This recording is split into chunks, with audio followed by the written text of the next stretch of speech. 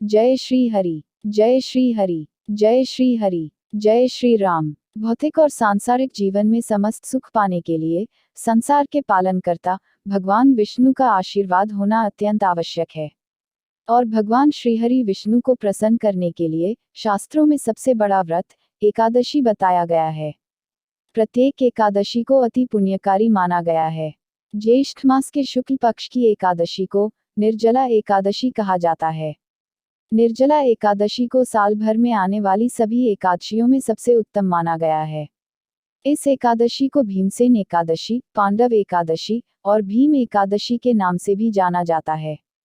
निर्जला एकादशी व्रत, जैसा कि नाम से ही ज्ञात होता है, निर्जल यानी बिना जल ग्रहण किए व्रत रखना। निर्जला एकादशी व्रत शुरू करने से लेकर व्रत पारण करने तक जल की एक बूंद भी ग्रहण नहीं की जानी चाहिए। यह एकादशी भगवान विष्णु को परम प्रिय है। मान्यता है कि जो व्यक्ति निर्जला एकादशी व्रत को रखता है, उसे साल भर में पड़ने वाली समस्त एकादशी व्रत के समान पुण्यफल प्राप्त होता है। इस व्रत के करने वालों को जगत के पालनहार भगवान विष्णु जी का आशीर्वाद प्राप्त होता है। इस दिन भगवान श्री हरि का पूजन पुष्प, जल, रोली तथा विशिष्ट सुगंधित पदार्थों से करना चाहिए। निर्जला एकादशी को बहुत ही पुण्य फलदायिनी बताया गया है। इस दिन व्रत रखने के साथ साथ दान पुण्य के कार्य करने का भी विशेष महत्व माना गया है। तो चलिए सुनते हैं निर्जला एकादशी व्रत की कथा। उससे पहले यदि आप हमारे चैनल पर नए हैं और आपने अभी तक सब्सक्राइब नहीं किया है, तो प्लीज़ हमारे चैनल को सब्सक्राइब करें और बेल आइकॉन पर क्लिक करें ताकि आपको हमारे आने वाले हर वीडियो की अपडेट मिलती रहे। निर्जला एकादशी व्रत की कथा। जय श्री हरि। बोलिए एकादशी माता की जय हो। बोलिए लक्ष्मी नारायण भगवान की जय हो। शौनक आदि 88,000 ऋषि मुनि बड़ी श्रद्धा से इन एकादशियों की कल्याणकारी व पापनाशक रोचक कथाएं सुनकर आनंदमग्न हो रहे थे। अब सबने ज्येष्ठ माह के शुक्ल पक्ष की एकादशी की कथा सुनने की प्रार्थना की। तब सूत जी ने कहा, महर्षि व्यास जी से एक बार भीमसेन ने कहा, हे पितामह, भ्राता युधिष्ठिर, माता कुंती, द्रौपदी, अर्जुन, नकुल और सहदेव आदि एकादशी के दिन व्रत करते हैं और मुझे भी एकादशी के दिन अन्न खाने को मना करते हैं। मैं उनसे कहता हूँ कि भाई, मैं भक्ति पूर्वक भगवान की पूजा कर सकता हूँ और दान दे सकता हूँ, किंतु मैं भूखा नहीं रह सकता। इस पर महर्षि व्यास जी ने कहा, हे भीमसेन, वे सही कहते हैं। शास्त्रों में वर्णित है कि एकादशी के दिन अन्न नहीं खाना चाहिए। यदि तुम नरक को बुरा और स्वर्ग को अच्छा समझते हो, तो प्रत्येक माह की दोनों एकादशियों को अन्न नहीं खाया करो। महर्षि व्यास जी की बात सुन भीमसेन ने कहा, हे पितामह, मैं आपसे पहले ही कह चुका हूँ कि मैं एक दिन तो क्या, एक समय भी भोजन किए बिना नहीं रह सकता, फिर मेरे लिए पूरे दिन का उपवास करना क्या संभव है। मेरे पेट में अग्नि का वास है, जो ज्यादा अन्न खाने पर ही शांत होती है। यदि मैं प्रयत्न करूं, तो वर्ष में एक एकादशी का व्रत अवश्य कर सकता हूं, अतः आप मुझे कोई एक ऐसा व्रत बतलाइए, जिसके करने से मुझे स्वर्ग की प्राप्ति हो सके। जय श्री हरि। भीमसेन की बात सुन व्यास जी ने कहा, हे पुत्र, बड़े बड़े ऋषि मुनि और महर्षियों ने बहुत से शास्त्र आदि बनाए हैं। यदि कलयुग में मनुष्य उनका आचरण करे, तो अवश्य ही मुक्ति को प्राप्त होता है। उनमें धन बहुत कम खर्च होता है।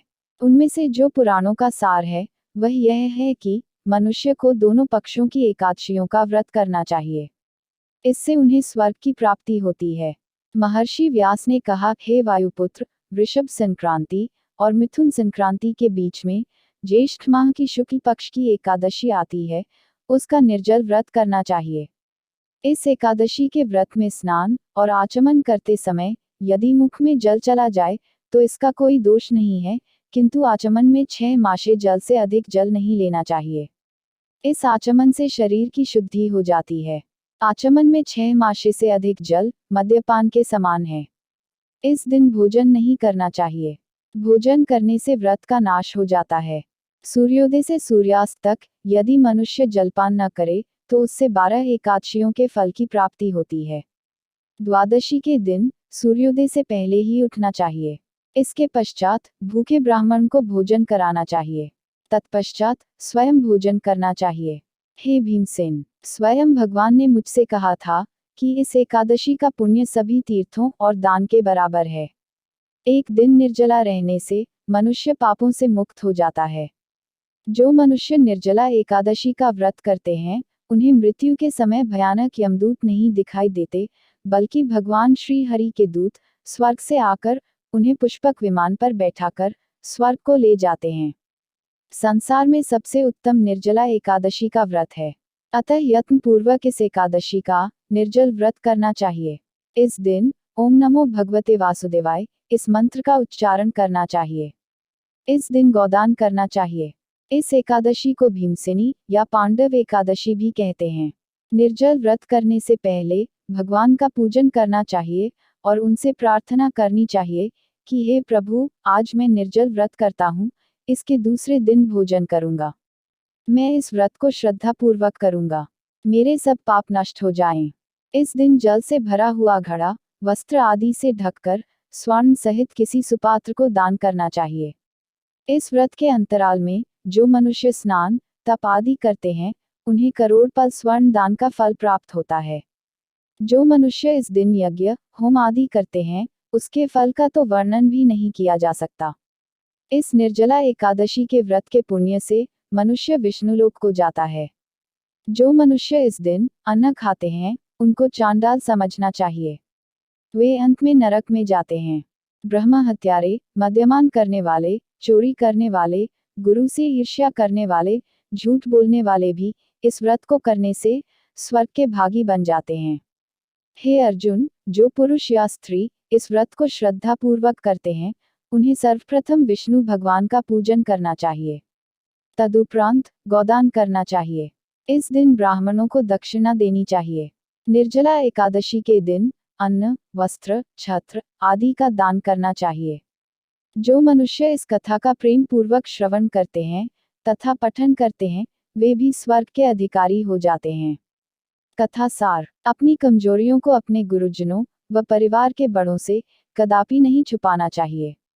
उन पर विश्वास रखते हुए भक्त को चाहिए कि वह अपना कष्ट उन्हें बताए, ताकि वे उसका कोई उचित उपाय कर सकें। उपाय पर श्रद्धा और विश्वास पूर्वक अमल करना चाहिए। जय श्री हरि, जय श्री हरि, जय श्री हरि। बोलिए एकादशी माता की जय हो। बोलिए लक्ष्मी नारायण भगवान की जय हो। एकादशी तिथि मुहूर्त एवं पारणा शुभ मुहूर्त। निर्जला एकादशी 21 जून 2021, दिन सोमवार। एकादशी तिथि आरंभ 20 जून 2021 को शाम 4:21 से। एकादशी तिथि समाप्त 21 जून 2021 को दोपहर 1:31 पर। प्रातः संध्या मुहूर्त सुबह 4:27 से सुबह 5:28 तक। सायं संध्या मुहूर्त संध्या काल में 7:18 से 8:19 तक। एकादशी पारण शुभ मुहूर्त 22 जून 2021 को सुबह 5:28 से लेकर सुबह 8:14 तक रहेगा। पारण तिथि के दिन द्वादशी समाप्त होने का समय सुबह 10:22 पर। जय श्री हरि, जय श्री राम। एकादशी व्रत एवं पूजन विधि। दशमी तिथि को दिन छिपने से पहले ही भोजन कर लें, रात्रि में भोजन न करें, ताकि एकादशी के दिन आपके पेट में भोजन का अंश न रहे। और ब्रह्मचर्य का पालन करें। एकादशी को लकड़ी का दातुन तथा पेस्ट का उपयोग न करें। नींबू, जामुन या आम के पत्ते लेकर चबा लें और उंगली से कंठ को शुद्ध कर लें। वृक्ष से पत्ता तोड़ना भी वर्जित है, अतः स्वयं गिरे हुए पत्ते का सेवन करें। एकादशी तिथि को ब्रह्म मुहूर्त में उठकर स्नान आदि से निवृत्त होकर भगवान विष्णु का ध्यान कर व्रत का संकल्प करें। अब घर के मंदिर में एक चौकी पर लाल कपड़ा बिछाकर भगवान विष्णु की प्रतिमा स्थापित करें। अब एक कलश में गंगाजल लें और उसमें रोली मिलाएं। इसके बाद इस कलश से जल की कुछ बूंदें लेकर चारों ओर छिड़कें। फिर इसी कलश से घट स्थापना करें और पंचपल्लव कलश में रखकर भगवान श्री विष्णु की प्रतिमा स्थापित करें। धूप, दीप, चंदन, फल, फूल व तुलसी आदि से श्री हरि की पूजा करें। अब घी के दीपक से भगवान विष्णु की आरती करें और विष्णु सहस्रनाम का पाठ करें। उपवास के साथ साथ भगवान कथा का पाठ व श्रवण करें। रात्रि में श्री हरि के नाम का ही भजन कीर्तन करते हुए जागरण करें और भगवान श्री हरि के नामों का जाप करते रहें। जो एकादशी की रात में भगवान विष्णु के आगे, वैष्णव भक्तों के समीप, गीता और विष्णु सहस्रनाम का पाठ करता है, वह उस परम धाम में जाता है, जहां साक्षात भगवान नारायण विराजमान हैं। पारणा विधि। एकादशी के व्रत को समाप्त करने को पारण कहते हैं। एकादशी व्रत के अगले दिन, सूर्योदय के बाद पारण किया जाता है। एकादशी व्रत का पारण द्वादशी तिथि समाप्त होने से पहले करना अति आवश्यक है। यदि द्वादशी तिथि सूर्योदय से पहले समाप्त हो गई हो, तो एकादशी व्रत का पारण सूर्योदय के बाद ही होता है। द्वादशी तिथि के भीतर पारण न करना पाप करने के समान होता है। एकादशी व्रत का पारण हरिवासर के दौरान भी नहीं करना चाहिए। जो श्रद्धालु व्रत कर रहे हैं, उन्हें व्रत खोलने से पहले हरिवासर समाप्त होने की प्रतीक्षा करनी चाहिए। हरिवासर द्वादशी तिथि की पहली 1/4 अवधि है। व्रत तोड़ने के लिए सबसे उपयुक्त समय प्रातःकाल होता है। व्रत करने वाले श्रद्धालुओं को मध्याह्न के दौरान व्रत तोड़ने से बचना चाहिए। कुछ कारणों की वजह से अगर कोई प्रातःकाल पारण करने में सक्षम नहीं है, तो उसे मध्याह्न के बाद पारण करना चाहिए। एकादशी के व्रत का पारण द्वादशी तिथि यानी एकादशी के अगले दिन शुभ मुहूर्त में करें। सुबह जल्दी उठकर स्नान करने के पश्चात पूजन करें और भोजन बनाएं और भगवान श्री विष्णु को भोग लगाएं। किसी जरूरतमंद या फिर ब्राह्मण को भोजन करवाकर दान दक्षिणा देने के पश्चात सम्मानपूर्वक विदा करें। इसके पश्चात चरणामृत लेकर व्रत खोलना चाहिए। जय श्री हरि, जय श्री राम। बोलिए एकादशी माता की जय हो। बोलिए लक्ष्मी नारायण भगवान की जय हो। जय श्री हरि, जय श्री हरि, जय श्री हरि, जय श्री राम।